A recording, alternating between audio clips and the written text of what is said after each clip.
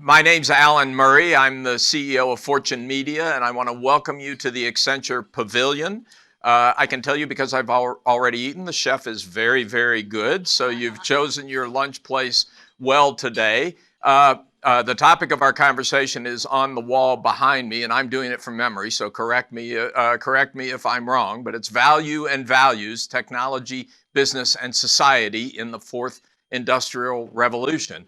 And we have a first-rate panel to discuss it. Let me introduce them very quickly, and then we'll just dive right in to the conversation. And we do expect all of you, please eat while we're talking, but then we'd like all of you to get involved into the conversation. My far left, and there's no political implication in that seating, is Andy McAfee from MIT, the Center on Digital Innovation. Close enough. Close, good. Stephanie Leonards, who's a top executive at Marriott, runs all the consumer operations, which is kind of what it's all about, right? Stephanie, thank you for being here. And Paul Daugherty with Accenture, who I'm sure you all know, and you've read all his books. If you haven't, you can order them right now from Amazon, and he'll be a happy man. So we're going to take the value and values in two pieces. First of all, the value, because I think it's been about 5 years since Klaus Schwab rebranded Davos with the Fourth Industrial Revolution.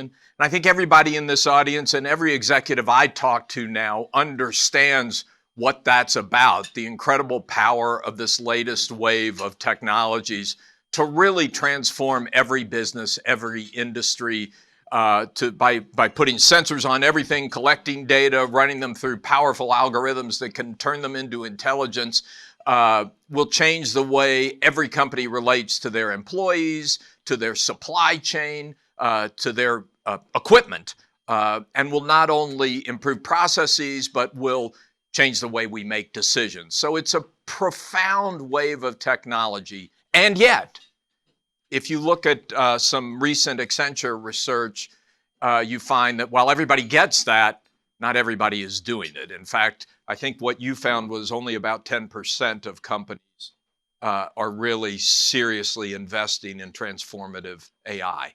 Yeah. So on the value question, what's happening? Yeah, no, I think we're at this inflection point between the promise and the reality of the digital revolution. And as you said, the Fourth Industrial Revolution, all these things we started talking about. I remember it was, I think, 2013. We produced some research at the time called "Every Business is a Digital Business," talking about how digital was going to sweep through. And there's certainly been a lot of activity around digital. But to me, it reminds me of the famous Silicon Valley phrase. I think it was Peter Thiel who said, we wanted flying cars, and all we got was 140 characters. And he's commenting on the lack of impact of Silicon Valley innovation. And I kind of doubled that to 280. 280 now, yeah. Yeah, it changes the whole statement. But yeah, but kind of look at it now, and if you think about the promise of what we talked about with everything you mentioned, Alan, we wanted digitally enabled, inclusive, platform-driven companies that were changing the approach to business. And in a lot of cases, what we got was ROI. And it's not necessarily a bad thing, but we didn't necessarily get the full promise. And we did this research just to look at where we are on the adoption of technology and achieving the broader ambition. So it was a big survey. It was 8,300 companies, which is a lot. 10% of the respondents were CEOs. And we looked at the adoption of technology and how it correlated to their performance, the culture, et cetera. And what we found is that there's about 10% of companies that are different than the rest. And there's this innovation gap. The big difference was the innovation gap between the rest. And we looked at the reasons, well, the results of it were the leaders, the top 10%, had revenue growth that was about 2 times the rest. They were seeing a tangible, marked impact in their revenue growth, different than the rest. And it was, I won't go through all the reasons because it's kind of a long thing, but the reasons came down to things like CEO level sponsorship, applying technology across the business rather than in add-ons or silos, and the way of enabling adaptability and a flexible approach rather than big bet the company one size fits all initiatives. So an example, one of the ones we talked about is T-Mobile, who started down a big transformation, big new innovative marketing campaigns, new way of doing the business, underpinned by technology, cultural transformation, technology systems transformation, a whole set of new processes and such that enabled them to achieve 10% revenue growth versus 2.5% in the industry. And that's the kind of result we're talking about. Yeah, Stephanie, where is Marriott in that on that journey? Yeah, I mean, I think that technology has, and digital in particular, has significantly impacted the travel space on multiple fronts. So just as a little context, Marriott International is now the largest hotel company in the world. We're in 145 different countries. We have 750,000 employees. Wear a name edge globally. But interestingly, 96% of them work at the hotel level. So we have a very large hourly workforce. And I think we're looking a lot at how we can use technology to enhance the guest experience on the property. That's probably one of the most impactful things we can do. And it's really changing the way we run our hotels. So for example, people are now using their phones to check in and check out, right? And their phone is a key, so they don't need to go to the front desk anymore. So there's implications there to the front desk job. There's automation happening in the housekeeping space, food and beverage ordering. So we're really seeing technology impact the way we can deliver services to our guests. And also considering the impact of that on our very broad employee base. The other thing that I find interesting about what Marriott has done is you've really taken back the customer booking process. Yeah. Can you talk? I mean, it's, if you look back 10 years ago, you would have thought, oh, this is all going to go to Google or Expedia or to online services. You've gotten that back. Yeah, we have made a big investment in our website, our apps, our digital channels, and most importantly in our loyalty platform, which is our most significant touch point and hook with consumers. It is really the moat we build around our consumers. So 141 million Marriott Bonvoy members. Most of them come to us directly on any given night. Over 50% of the people staying in our hotels are part of our loyalty program. And we give them special pricing. We give them special perks by coming to us directly. And we really want to own that relationship. It doesn't mean we don't do business with the Googles and Expedias because they bring us incremental business as well. But we have really, I'm happy to say we have seen an increase in the number of consumers coming to us directly versus going through some of these other channels. I don't think anybody would have predicted that 10 years ago. But it's been quite remarkable. And one last point on that, I think our acquisition of Starwood actually helped along those points because we have more depth and breadth and choice on our website and our app. So people want depth, and when you have 30 brands and all different price points and locations, there's really no need to go anywhere else, we don't think, to book a hotel. So that helped too. Andy, I want to go back to what Paul was saying because I find this really interesting. You only have about 10% of companies here that are seriously investing in transformational digital technologies, AI, et cetera. And yet the payoff to that 10% appears to be huge. If there's so much money down there, why aren't more companies following that path? And the more you look back at business history, the less surprising that actually is. And the difference between that 10% and the others, and Paul, correct me if I'm wrong. Actually, Paul, if I'm wrong, don't correct me. The difference is not the size. Said like an academic. Exactly. The difference is not the size of the checks that they're writing. No. The difference is the extent to which they get it. And the problem is getting it is a very subtle, very difficult art. You quoted Peter Thiel. I'll quote William Gibson, who's probably my favorite science fiction author. He says, the future is already here. It's just not evenly distributed.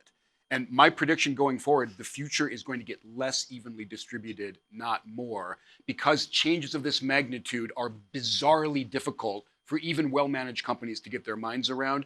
I mean no disrespect, there are a lot of incumbent businesses here. If I had a way to short the global incumbent economy, I would take it all day. And tell me, I just made a lot of friends. You're doing okay, Andy. Just hang in there. But tell me if I have this right. The thing that really distinguishes them is not so much the technology. It's the culture. It's the mindset. It's the ability to recreate. And can I say a little bit about how hard that is? The last time we saw a technology transformation this big was when factories stopped being powered by steam and started getting powered by electricity. And at the start of that transition, every well-managed factory said, oh, great, this is a more efficient energy source. I'm going to rip out the one big steam engine in my basement and replace it with one big electrical engine. Yeah. I've electrified. Yeah. And then a bunch of radicals, I'm not exaggerating, a bunch of radicals came along and said, hey, you know what you could do? Maybe someday you could stick a motor on every machine in the factory. And that was honestly crazy talk for decades. And so the notion of an overhead crane or a conveyor belt or an assembly line was just literally nuts to the best managed companies of the time. I don't know exactly what the parallel situation is, but we're in a parallel situation. I'll tell you. Well, you go ahead. Yeah, just was going to confirm one point. So I'm going to agree with you, Andy. The point on investment was correct. I just wanted to make that point that it's not a difference in level of investment. It's a difference in the impact of the results.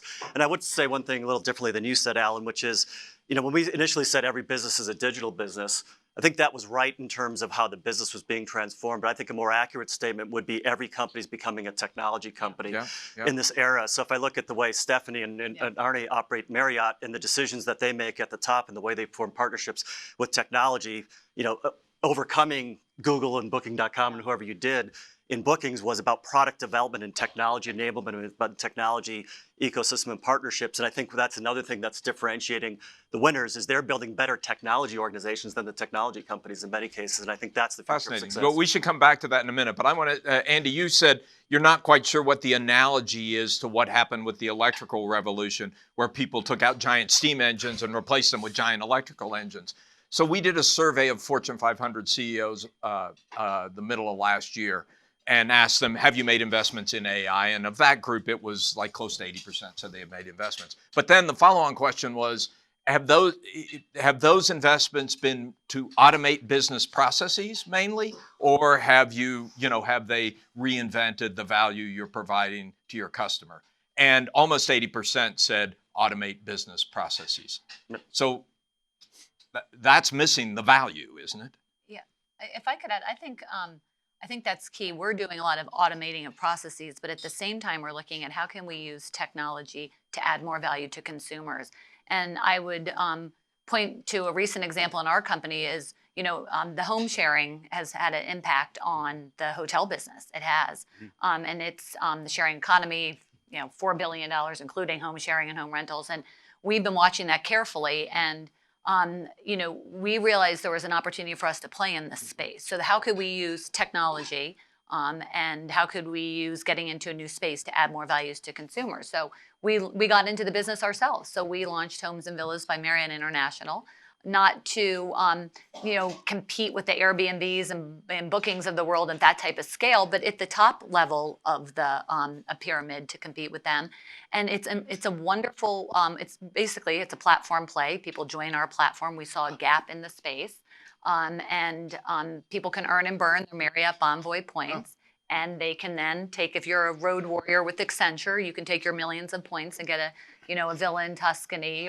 But we decided to use technology as a way to add another piece of value to our consumers. Was that the kind of thing that you and your colleagues were talking about at all 10 years ago? To your point about it being hard, we've been watching this space for a long time, but to get Marriott's a 93-year-old company, to get a big machine to turn this way But until was Airbnb hard. kind of showed this world to you, were you thinking about it?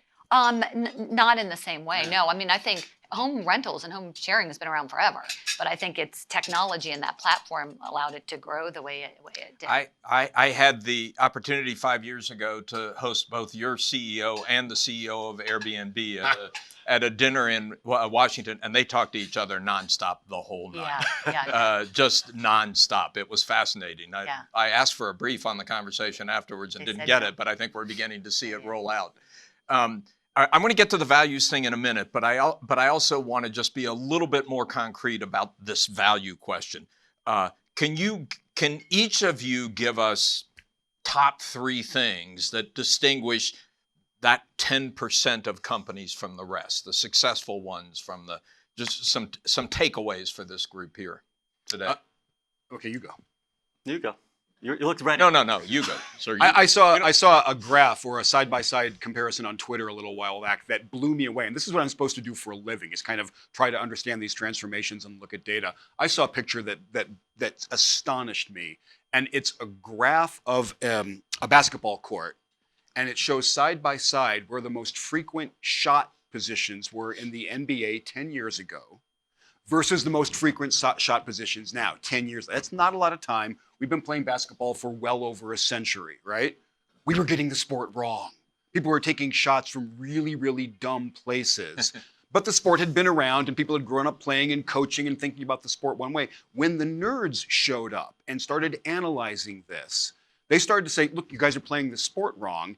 And you can imagine the average NBA player looking at the average data scientist and how seriously they would take that advice. But nothing focuses the mind like a hanging.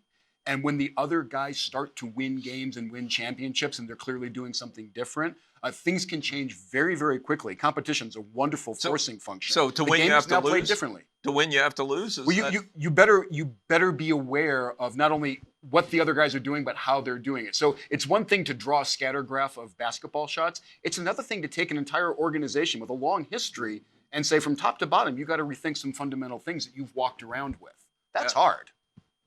That's look outside. Pay attention to what's going on around you. And you better be willing to get rid of or lose some of your most deeply held assumptions and practices. That's hard. Which is hard stuff. Stephanie. Yeah, no, I think it's really hard. Again, working for a big consumer brand and a company that's been around for a long time, I can say that is difficult. But I do think a healthy dose of fear and paranoia is quite helpful, and you see how your business is being impacted by some of these new players.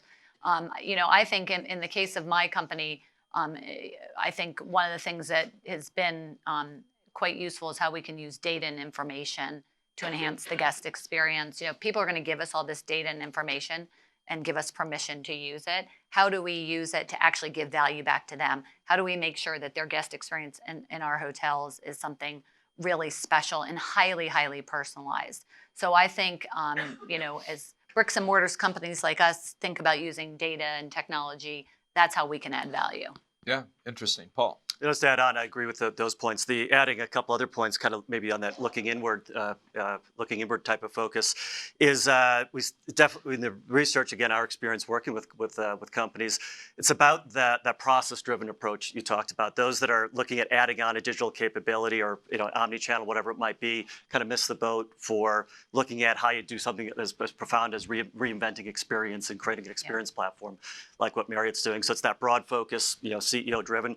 There's something around, and I agree with data, but it's something also around architecture and adaptability. Yeah. I think architecture matters. It's kind of a weird discussion to have in the C-suite and for CEOs, but I think you need to think about the architecture and partnerships and the way you're developing and driving it. It makes a difference in terms of your ability to achieve the results, and that's why I think incumbents can be successful, if they view this in the right way. But one of the challenges is, thinking about it the way the upstart would, which is, thinking differently in terms of models. I think that's so interesting. I mean, it's really a design mentality, right? I mean, I've talked to CEOs who say, hey, this is not what I learned in business school. I have my Six Sigma black belt, but my Six Sigma black belt helps me optimize processes that currently exist. The reason they didn't learn that is this is not what we were teaching at business schools during that time. So it's your fault. Yeah, absolutely. My community is part of it. I mean, there's a creativity element here that say, wait a minute, this is not like how do we automate processes? How do we rethink everything we're doing? And I also think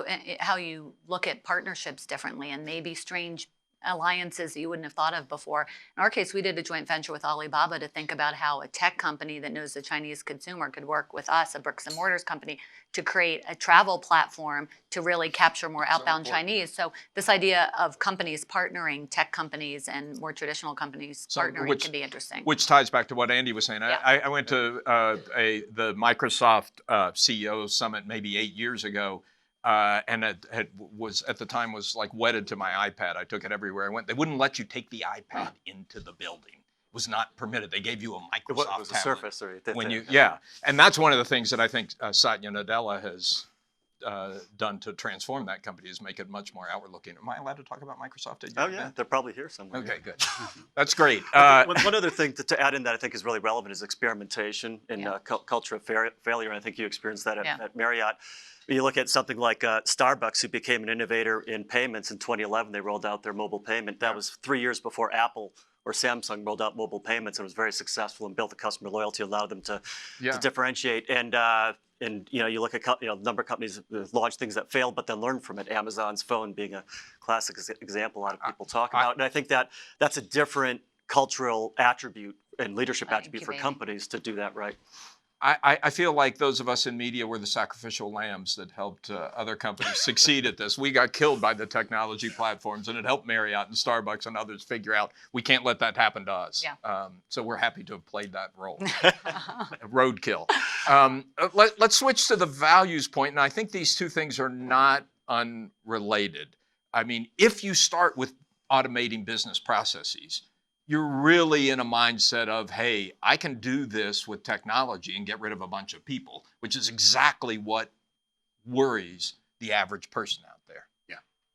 So how do we create the kind of trust that will enable companies to take advantage of the huge opportunities here to create value? Yeah, I'll jump in, but I think there's it's kind of a different mindset. It's very much around Davos, this year. If you think about the theme, with a cohesive, sustainable and cohesive, world. And Klaus Schwab wrote an interesting paper that was published a couple days ago where he talked about shareholder capitalism and kind of changing the mentality. And that may be kind of the broad way of looking at it. But I think a lot of leaders are thinking differently. I know we're thinking differently about the impact we have on the world. And I think what's different is, everybody feels good about rankings and ratings and things, and we've achieved a number of those in different categories around diversity, inclusion, sustainability, et cetera. But it's going beyond that to say from the add-in things you do to the built-in values-based attributes you have. And I look at three things that you do: the what, the how, and the who is the way I think about how you kind of get to living values. The what is what things do you believe in you do? So we're advocating for stronger privacy regulation that we can articulate very clearly because we believe the privacy foundation is insufficient for what we're going to need to do in the digital world. As an example of kind of the what's, and there's certain what's about our culture and what we believe in terms of 50-50 gender diversity by 2025 and our sustainability goals and such. So there's the what's. Then there's the how's. And in this age we're moving into, you have to be clear on what you will do and what you won't do. For us, we've been asked to do things with facial recognition in some areas that we've just said no. That's not consistent with our values. Using that technology in that way, even though we could make money doing it, isn't consistent with the way we believe we need to be doing business and wouldn't be consistent with the responsible business practices we need to create. And there's a lot of hows like that. There's, we're training our people in responsible business, responsible AI, how to apply technology in the right way, and try to bring that to every client so that when we do work for a client, we bring in those types of practices. And then the who is the people you impact. For us, it's our 500,000 people. The way we think about it, those 500,000 people support families or relatives or friends. So that's probably really 2 million people that we're looking after. If you consider our clients, it's probably hundreds of millions of people that that are employees of the institutions that we work with. And thinking about how we prepare the people through the training, how we prepare the communities through the reskilling initiatives, apprenticeships, and things like our Skills to Succeed program, which is where we're training a lot of people to be job ready, I think is really important. And it is. I think the big challenge we have is I think a lot of companies are doing things like that. How do you measure it, and how do you set up a management framework around making sure you can show the value of doing those types of things? Yeah, no, I think those are three great ones, but I'm a lifelong journalist, and my tribe tends to be cynical by nature.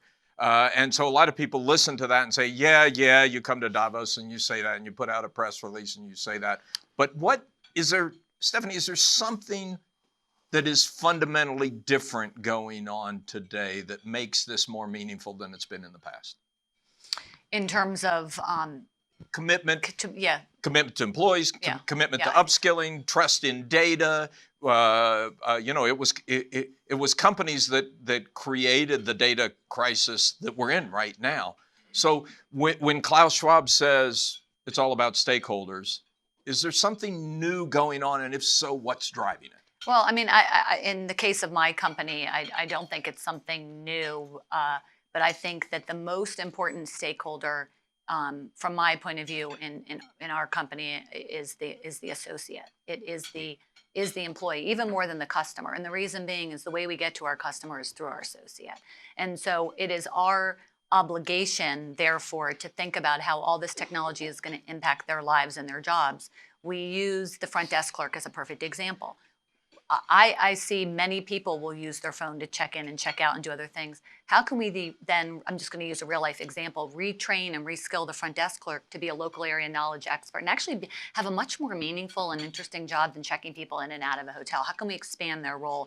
And I think that's how we're thinking about this across the variety of different positions in the hotel, that's our moral obligation to think about what the impact is going to be to jobs in the hotel. And in your case, a lot of that goes back to the family, the It does, Marriott right. family. The I culture mean, it's is the most important thing, honestly.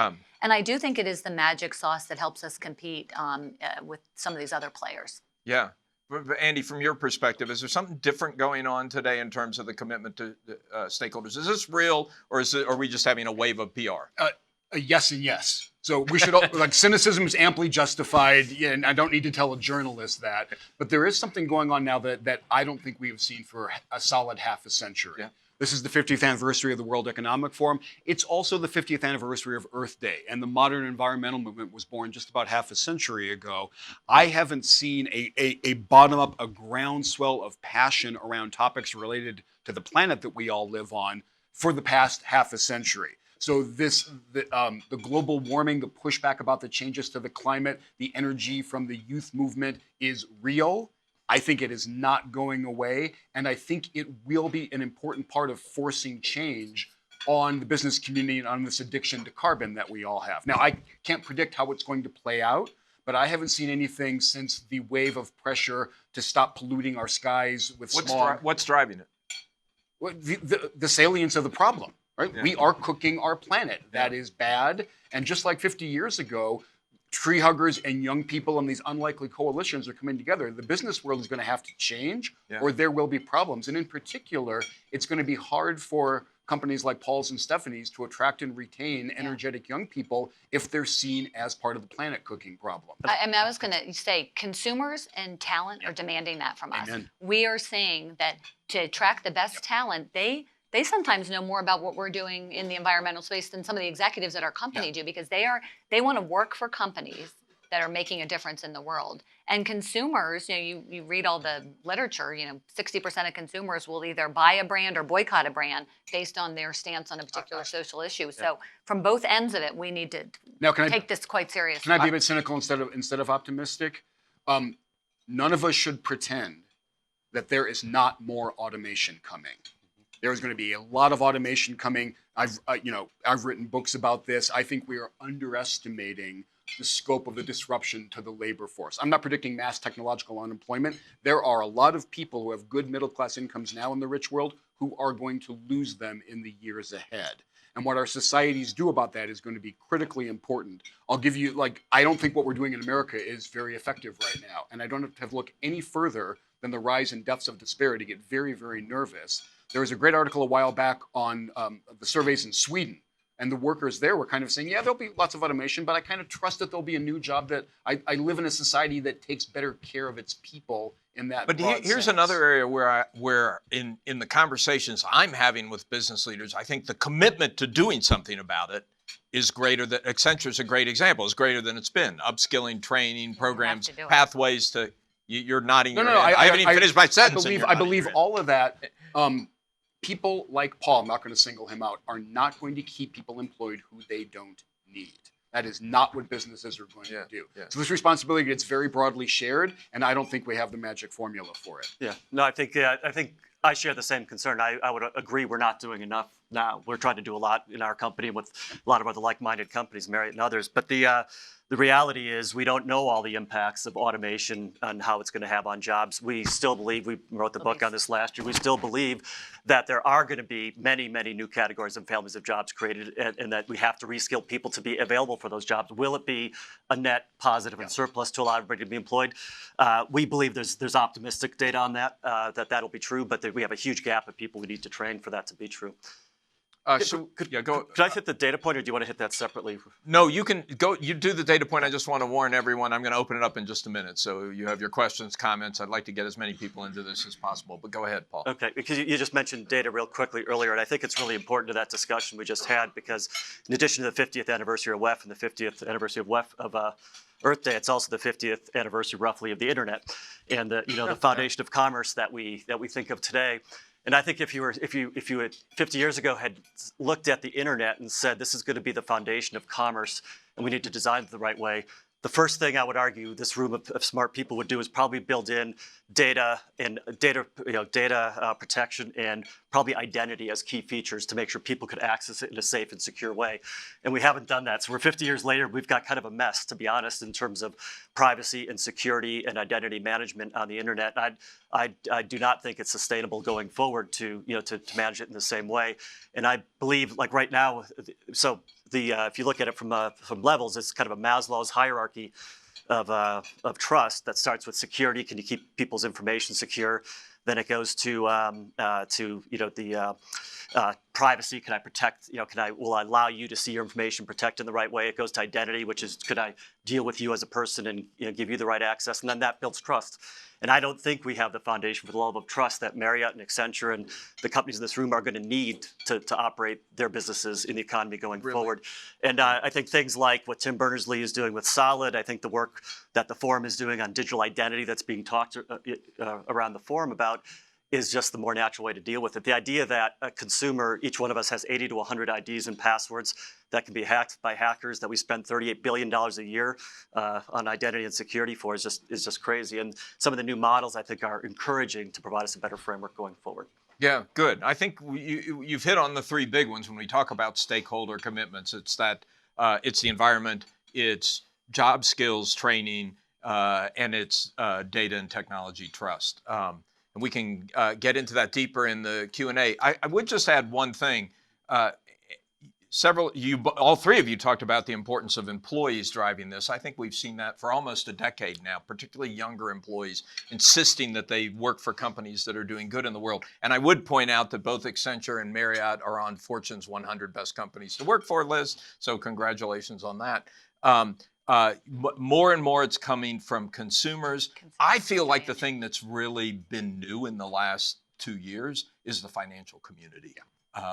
You saw that in the Larry Fink letter that came out last week. Someone gave me the statistic that something like 40% of funds under management are now tied to some sort of ESG goals. We have problems in measurement. That's the job. And we may want to get into that in the Q&A, but it's happening. This is the reason I'm unfashionably optimistic about climate, right? Yeah. We are cooking the planet. We're not doing enough. We need to stop. Like, nobody up here is a denialist.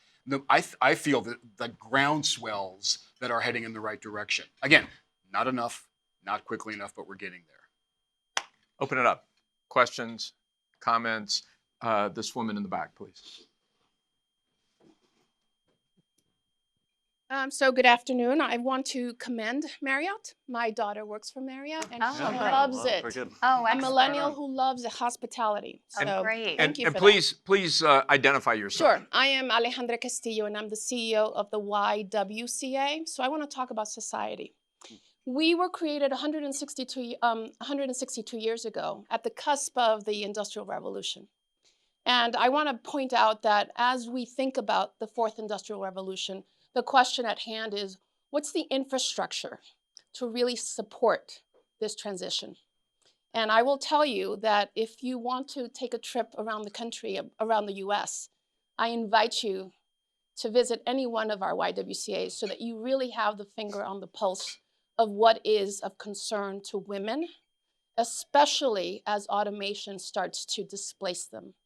And I think that it's commendable that the private sector is talking about it, but they're not unleashing the type of finance that we really need to create the infrastructure. And I want to go back to the infrastructure in terms of workforce development, understanding STEM education, STEM in every dynamic. So as we leave Davos, I make myself available because there's a lot of data that we have that we would like to collaborate with the private sector in sharing that with you.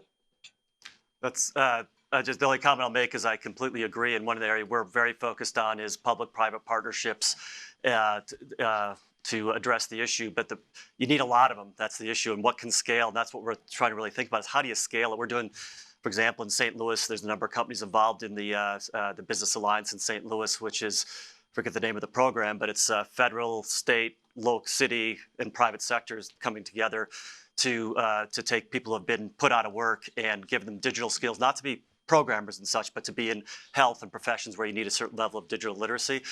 And it's deep, it takes time, it takes money for each individual, but it has great results. And how do you look at things like that as well as programs that are broader and get the right scale? So I completely agree with you. I think there's lack of understanding of how do we get that to scale quickly enough. Olivier. I'm Olivier Lier, President of Motive. I got a question. We have access to every single data we can have about people, and I wonder why big organizations still rely on surveys to make strategic decisions, given how unreliable it is. Let's take an example. There was a very kind statement made by, I think it's you, about people wanting purpose and their companies to do great things. If it were the case, how come people are still working for cigarette companies? What's the difference between the G7 countries where you don't have full employment and people just want to have a job? Yet, we see these surveys that have blanket statements about millennials, an age category that ranges 20 years, Gen Z, 20 years, as if they were acting as a unit, a monolith. So my question is, would you trust someone to repair your car if that person had no knowledge about the engine? And how come all this survey that is just not looking at the engine, what drives us, the human brain? Olivier, you should, before they answer that, you should tell them what Emotive does. That's a great company. Brain scanners. Yeah. So instead of So it's surveys, like, we'll just we don't need to ask people anymore. We'll just read it. Why do we still rely on surveys knowing that Yeah. the information is not as reliable as what you get from your devices? I guess my own reaction is, I guess we're trying to do that. So if you have a great company, we work with you among others. We're also looking very much at neuroscience in terms of what makes people think and how they work, using all the data we can get on people. And the most important thing is talking to our people, talking to our own employees and having conversations, really understanding them deeply. So I agree with you. It shouldn't just all be survey and aggregate driven. It's a great. I spent, this, Olivier. I spent 2 years of my life as president of the Pew Research Center, which mainly does surveys. I think it's an industry ripe for disruption. We know people don't tell the truth in response to survey respondents. More important than that, survey respondents can't even get to you anymore. People don't answer their cell phones for unknown calls, and so there is if there was ever an industry ripe for disruption, it's that one. You haven't quite fully developed the alternative tool yet, but I'm confident you'll get there. And I think the reason that we continue to rely on it is that we humans are deeply wired for social interaction. We like asking other people questions, and we believe in our ability to suss out whether they're telling us the truth or not. We are wrong about that. There's a great book that came out a little while back called Everybody Lies. Yeah. This includes you. Yeah. And so if you want to know what somebody actually doesn't believe, ask them. Yeah, I mean, we're using them less and less, surveys, less and less, and more using data that we have about your past behavior with us, right? And Right. what you've done, what you've bought with us in the past. And people stay with us not just for a few hours, days, weeks on end. So we have a lot of information. We find that more useful than a survey. We still do surveys. We make them shorter, quicker, and get some value. But we're moving, in terms of deep consumer insights, we're moving away from surveys. and What you using do, them. not what you say. Yeah. Right, what You you got- do, what you your have that past data. behavior is one example would indicate. Sure. My name is Sid Wilson. I'm the president and CEO for the Hispanic Association on Corporate Responsibility in Washington. Hello, Alan. And I'm a married Bonvoy Titanium. So Awesome, yes. thank you. Thank you for your business. Thank you. My question is that given the historical correlation of every industrial revolution being driven by immigration, and thus the emphasis on aligning it with the diversity strategies of those times, from the first industrial revolution and now going to this fourth industrial revolution, certainly with the U.S. and many countries becoming more diverse and younger with their immigrants. Can you talk about how you're thinking about the future as these new positions that are not yet created in countries where now we're seeing more immigration, and given the challenges of the digital divide for immigrant communities and communities of color, and how that aligns with almost like a technology diversity strategy, if that makes sense. Stephanie? Yeah, I mean, in our case, we're an example of an industry that has a lot of jobs where immigrants into various countries can find a great opportunity. So I think we very much advocate for smart policies in this space so that we can fill the jobs in our hotels around the world. And I think there's also, in our case, there's a big focus on making sure that in the service industry, there's great dignity to be had in service jobs. And I don't think in a world where everyone's talking about tech all the time, we focus on that enough. I mean, look at all the people who are taking care of us here today in this pop-up, right, in terms of the great, the dignity that can come with service jobs. But again, I think we're very much in trying to figure out the smart, right policies so that we can staff our hotels around the world. Yeah, just add to that. I think similar from a policy perspective, given just from our own purposes, the number of people we employ and our view and values on the workforce and diversity, we're doing very much the same. And also looking at how we can supplement some of the programs we have to enhance the abilities of immigrants to be successful. So there's a program we either just announced or will be announcing shortly in Canada that's a program partnering with some of with some NGOs and service organizations in Canada to help Syrian refugees learn the languages and skills to be successful in the economy in Canada. Just one specific example to look at how we help in that case. And the only other thing I'd say on it is it's a localized issue that you have to look at in the context of where you are. I came from Japan recently, where for them the issue in the workforce is more about the aging, kind of shrinking workforce, shrinking population, shrinking workforce, and getting different skills to different ages of the population. So it's a very different type of discussion. So, but I think this gets to a point that Andy made earlier. I mean, I don't know anyone in the business community who thinks that we won't be creating enough jobs in the future. That's not really the issue. We've been through this a number of times. The jobs will be there. The question is whether the bifurcation of jobs is going to get greater and greater. I mean, there was a fascinating story in the New York Times recently about Amazon in Baltimore, which is kind of the flip side of Amazon in Seattle. These aren't tech workers. These are the people who are manning the fulfillment centers, et cetera. And it's that kind of bifurcation in pay, benefits, for the nature of work that I think has people worried. What can technology is driving that. We know that. What can technology do to solve it? It can solve a big part. It can help solve a big part of the problem, but not the biggest part of the problem. So I think you're absolutely right. We do see this bifurcation. And Mark Andreessen walked back from this quote, but he said something that I think is pretty insightful. He said, there'll be two kinds of jobs in the future. People who tell computers what to do, and people who are told by computers what to do. Pretty clear which are the good jobs in that category. That first category is still dominated by, let's be clear, folk like people who look a lot like this panel. You're a little bit of an outlier on that one. Tech is not going to fix that problem. It will fix the part of the problem where if you want to acquire cutting edge skills online, you can do that. What tech will not give you is the human network, the connection, the social bonds that you need to finish that success and to have a good career. Solving that's on all of us. The only thing I'd say on that is I would supplement Mark Andreessen's quote to say there's the jobs where you tell a computer what to do, the jobs where the computer tells you what to do, but then there's the jobs where you figure out with the computer what to do, and I still believe that's the biggest category of jobs that we will see in the future. And the challenge we have is that what we need are people who think more like humans rather than learn machine skills to do those things. And I think we still train people to a large extent to do routine things. And the challenge is how do we train people to work with information and with automation in the right way, and that's the key to narrow the gap. About figuring out how to put them together. The jobs where the computer tells you what to do, they're going to be down here, but I think the big bulk of jobs is going to be those where you're blending the human skill together with that's the optimistic scenario, that the technology augments your powers. Yeah, and that's what we see. We wrote the Human Plus Machine book, and we did a lot of survey around it. The stories we see coming in are, and maybe it's just, could be a bubble, but with stories we see coming in as we look at the work we're doing and responses coming in, is there's more and more jobs that look like that. Give one example, and we'll go back to the question. One example of the kind of job that allows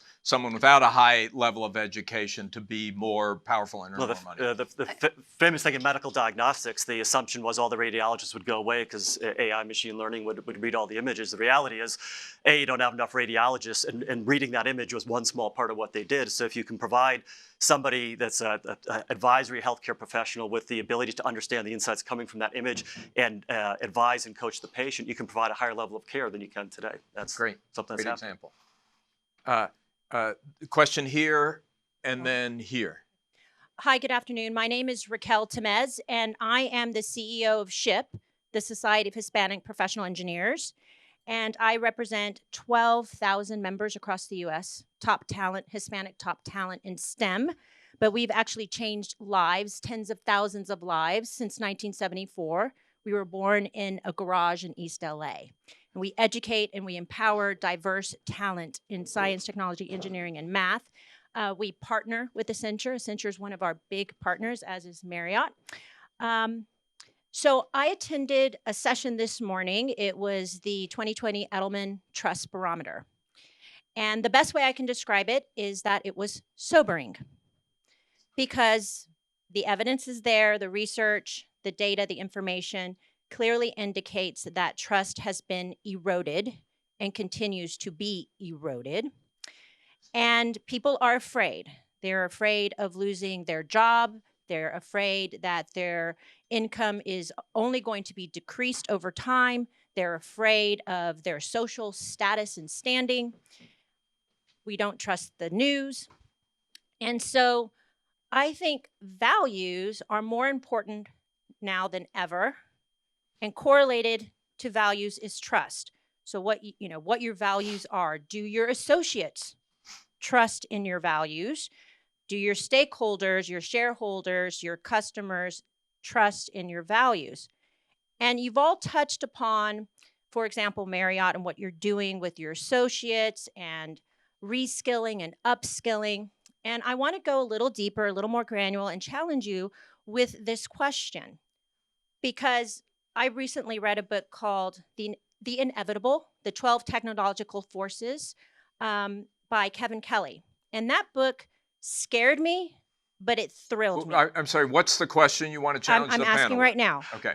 What specifically are your companies doing, or how are you thinking about building trust with communities that are underserved and or diverse communities? Because those are the communities that are going to be most impacted by this automation and this digital revolution. Thank you. Yeah. Who wants to go first? I'll start. I mean, we've talked about some elements of that already, but I would agree with you, and I agree with the Edelman conclusions that we've been saying trust is the ultimate currency of the new world we're moving into, and I think it's not just a for social good thing. I think it's a competitive advantage that the organizations that have more trust are going to differentiate and succeed in ways the others can't, and we're starting to see some of that play out. In terms of your specific question of how do you in certain communities like the ones you represent, I think it's about getting really serious and specific about the commitments to diversity. It's about very specific commitments to community-based skilling, to some of the public-private partnerships and other things that I know we're very serious about, because it's a priority for us and an imperative for us to get the kind of workforce that we need. So that's individually, the way we're viewing it, and the focus we have. Yeah, I would say in the case of my company, it's also, it's building trust with our associates is about also building careers and opportunities for them. So I think a lot about the fact that the great majority of the general managers of our hotels, which is a pretty good job, started as an hourly worker, and whether it be in the in the kitchen or waiting tables or at the front desk. And how can we build careers for people and help them build career paths up to for example, in our case, a general manager job would be one example. So I think we have to have a commitment to train our associates and to lay out a career path with them and to really guide them through that, to give them opportunities and to be deeply committed to that. And you just can't say it, you have to do it. And then you have to have the data to prove that you did it. I mean, the statistic that something like it's between 85 and 90% of our general managers started in the hourly rank. That's a true statistic fact. You can't, right? So we're able to build trust with our employees when we can share things like that with them. So I think you have to be able to not just say it, but do it and measure it and find a way to, in the right way, communicate that. And can I elaborate on that? Because we were talking about this when we before the session started, and it might be an important thing to come out of Davos this year. Everybody understands this new commitment to stakeholders. Everybody who's here in Davos, at least, is on board for that. You'll see lots of statements, lots of press releases, et cetera, et cetera.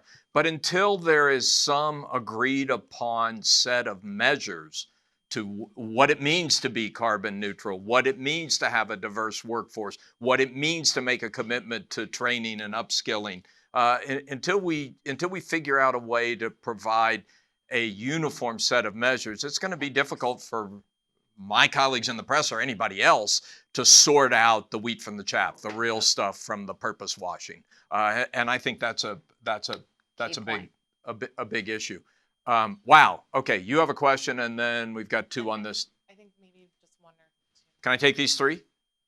If we can answer them kind of quickly. That's a big if. But Okay, let's do this. if you ask short questions, we'll give short answers. Yes, How's that for a deal? let's do all three of you in a row, and then let them respond to all three. Hi, Linda Kutagawa, President and CEO of an organization called LEAP, Leadership Education for Asian Pacifics, and also chair for the Alliance for Board Diversity in the U.S.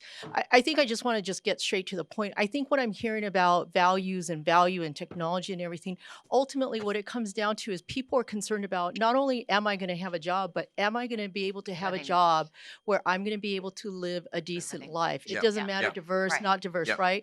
And I think that's the question that's really on my mind. Sure, there's going to be jobs. But how many jobs are really going to be, or what can be done to ensure or do something so that folks who are currently displaced will realize that there's opportunities to actually make a decent living, not just an hourly minimum wage living. Yeah. You know, That's and a there's great only so question. many general manager jobs. Can you hand it to the gentleman right next to you there, and then this fellow. Sorry, Andrew Hagen. I do several different activities, but one of them is on emerging technology intelligence. If you accept that every industry is going to be impacted in a big way and has to respond, arguably autos have already been there. The hotel and the travel industry is getting there. But if I take something like the chemical industry, who's got a very, very high ROI at the moment, that efficiency is not going to show a big increase in that ROI. So it's been a bit slower for them. What makes a specific industry more urgent to address the AI impact? Okay, that's a great question, and let's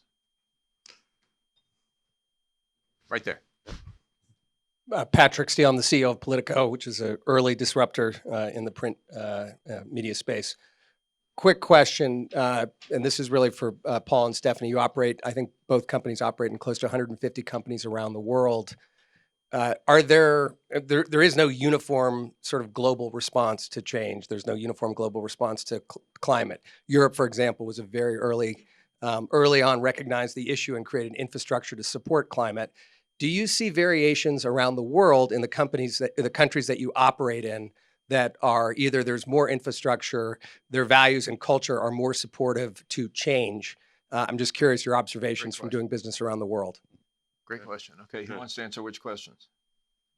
Well, in the case of our company, we're in 140 something countries, and it is different around the world. The commitment to the environment, how consumers think about it, how employees thinking about it, what the laws are. It's similar on the privacy front. There's all different privacy laws around the world. And as a big global company, how you navigate that is complicated.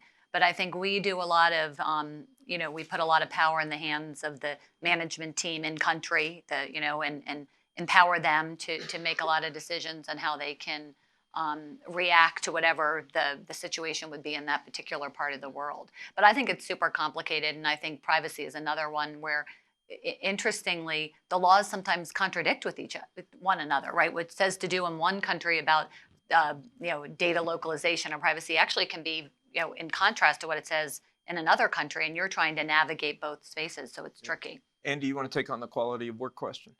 Yeah, a gig economy job does not have to be a bad job. I think that's because of policy choices that we've made. So when you look around, you can see a bunch of things that we could do differently. We could top up incomes with a negative income tax or universal basic income. We could provide a social safety net that is independent of your employment status, your status as a contractor versus a W. These are all incredibly artificial policy things. So we have a job quality problem, not a job quantity problem. I would rather have the quality than the quantity problem, and we're just not being smart about rethinking our policy toolkit to provide support for these kinds of workers. It's frustrating because the last time we had a technology change this big was about 100 years ago. holy cow, did we put policy changes in place in response to that, universal education being the biggest of them. Now is the time to get together and make similarly smart, big changes, and instead we're just shouting at each other. Shame on us.